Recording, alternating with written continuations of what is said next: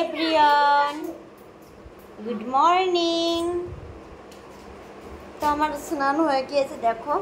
হ্যাঁ, রস করে এলাম, বেড কভার টভার সব চেঞ্জ করলাম।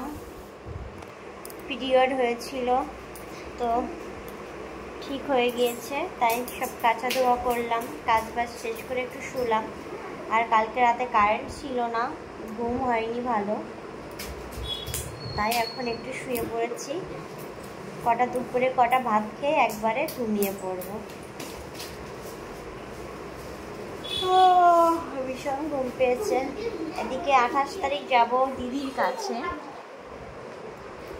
মানে 28শে মে যাব, দিদি যেখানে থাকে সেখানে যাব ঘুরতে।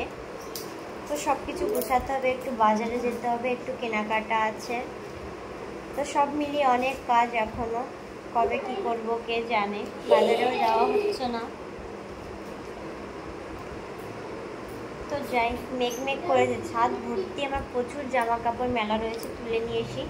কখন বৃষ্টি চলে আসবে ঠিক নেই। তো যাই, টাটা।